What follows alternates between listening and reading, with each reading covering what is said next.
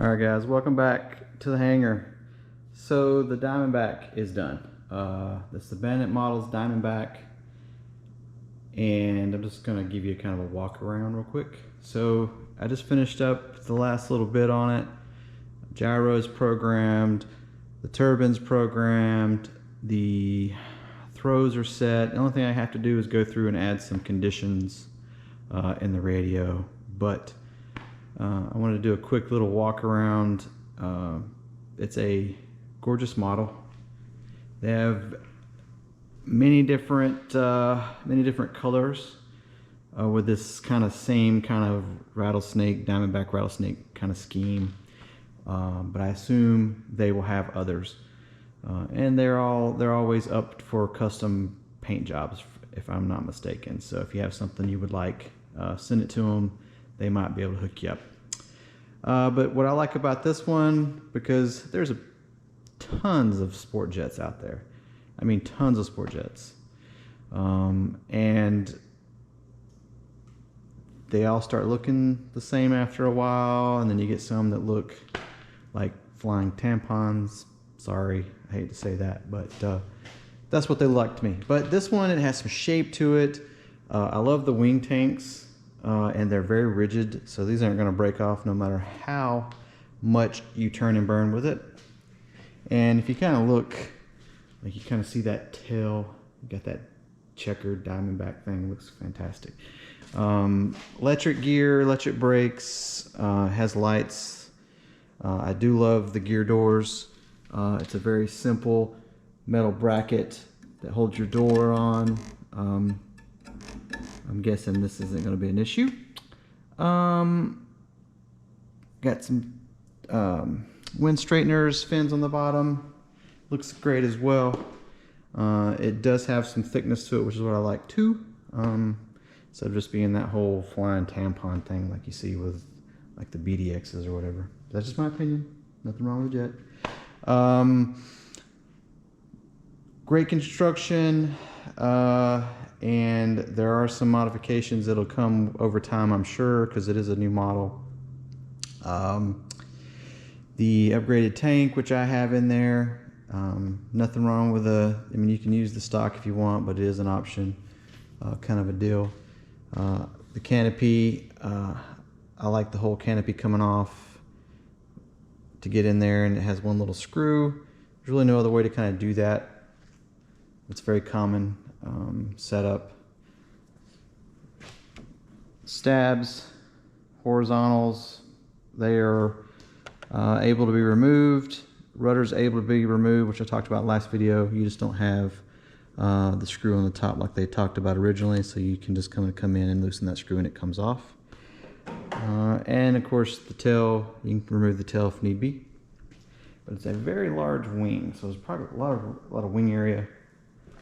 So it should slow down really nice and have a nice envelope. So you can go fast, you can go slow, you can turn and burn, or you can putt around. So it'd be a great jet for anyone, but it looks gorgeous. You know, just kind of step back here.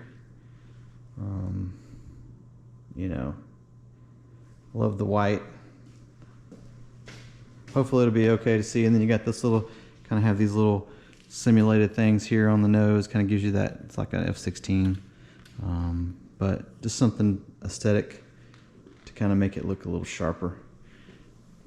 Kind of have the flat bottom nose, which I like as well.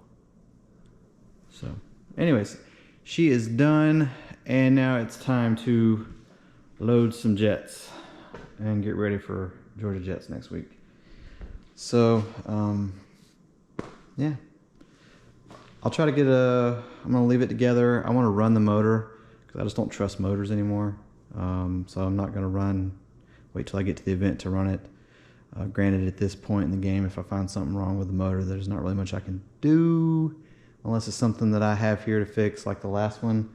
I had spare temp probes and stuff from my turbine service days, so I just replaced the temp probe on the 195 and it's good to go. Good thing is, if you know, those two motors are the same as this one, so if something goes wrong with one, I can pull this one, put it in there, and vice versa. So I kind of have a little bit of a leeway there.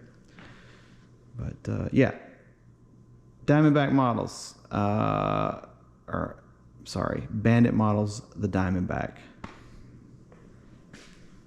Hopefully it flies as good as it looks, and from what I've seen, I know it does, so I'm not too worried about that. But I'll get another video running it up maybe and taxiing around.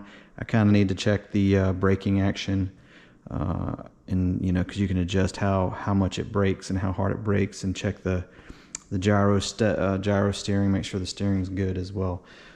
But that's easy stuff. You know, that's just things you do on the first kind of taxi around.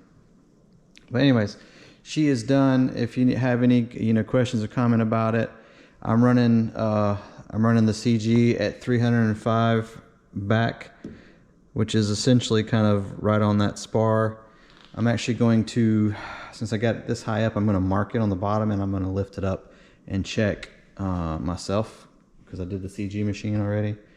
But it's always nice to check if you can. Bigger models, it's not really an option, but something like this I might can do still, just to kind of make sure.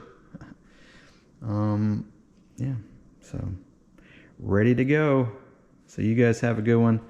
Again, if you have any questions, comments, experience with this one, I know there's a few people flying them. If you got some tips for hits, you know, if you have a better CG, you know, things like that, different throws, let me know. I went with stock throws. The only thing I couldn't get, just because of my servo arms are not as long as the probably should have been, I couldn't get the full 35 millimeters up. They said 30 to 35 millimeters up and down. I got 30 on the down, 26 on the up.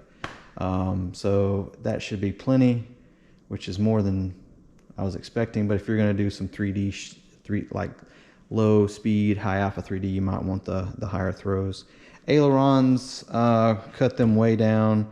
I think it was like 18 and a half up, and then like 15 down or something. I just did them both the same either way. I'm not going to play the game there. So flaps were 150 full down. I forget what the mid-range was, maybe 50, I can't remember.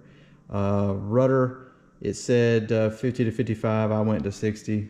You know, don't need it. So all right, so you guys have a good one. Cheers. Beautiful model. Kind of get a little standoff here. All right, cheers.